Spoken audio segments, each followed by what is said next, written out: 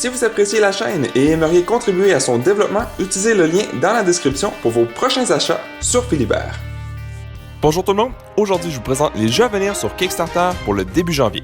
Premièrement, quelques jeux le 5 janvier. Nous avons Card Rails. Les joueurs créent ensemble le paysage du jeu avec des cartes auxquelles ils bloquent les autres joueurs et améliorent leur propre position. Les joueurs devront prendre des décisions difficiles de soit conserver une carte pour un gain financier futur ou soit pour obtenir une récompense immédiate.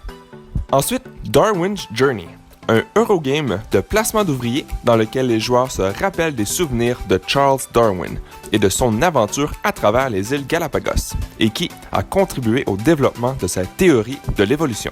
Vous pourrez effectuer plusieurs actions dans le jeu telles que l'exploration, la correspondance, la collecte et l'envoi au musée des répertoires trouvés sur l'île afin de contribuer à la connaissance humaine de la biologie. Ensuite, Masters of Mutanite, un jeu d'escarmouche au rythme rapide pour 2 à 4 joueurs.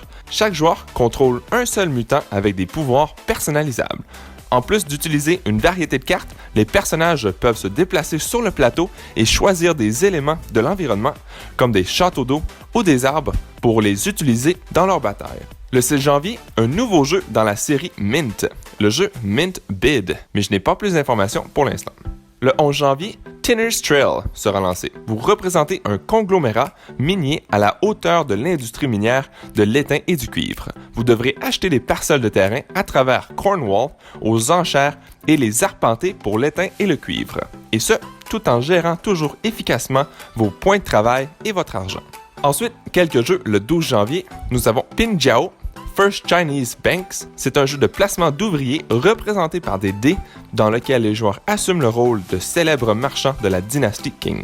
Pendant l'ère florissante de la banque, les joueurs passeront de la ville de Pinjiao à des agences ouvertes à travers la Chine, offrant des services de transfert de fonds aux hommes d'affaires afin de réaliser des profits.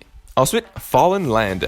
En tant que joueur, vous êtes le chef d'une faction unique de survivants en compétition au lendemain de l'Amérique post-apocalyptique. Vous devez gérer et valoriser votre ville, protéger vos citoyens et sécuriser les ressources. Ensuite, Cthulhu Call of Madness, un jeu de Tower Defense où vous incarnez les prêtres des cultes de Cthulhu qui tentent d'invoquer ce grand ancien. Cependant, ce ne sera pas si simple, car en dehors des enquêteurs eux-mêmes, vous êtes également perturbé par d'autres cultes qui luttent pour la même chose que vous.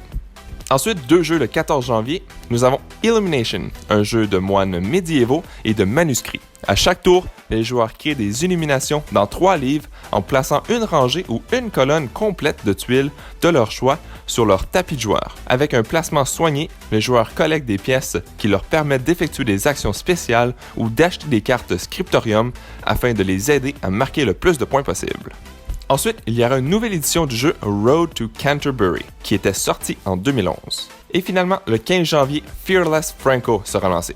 Un jeu de dextérité où vous devrez lui faire des sauts et faire attention aux dommages de la voiture et à ses blessures. Vous aurez aussi des cartes pour vous aider à atteindre le plus grand nombre de points quand viendra le temps de miser sur la performance de ces sauts. Et voilà, c'est toute l'information que j'ai sur les prochains jeux à venir sur Kickstarter. S'il y a des jeux qui vous intéressent, n'hésitez pas à nous laisser savoir dans les commentaires ci-dessous.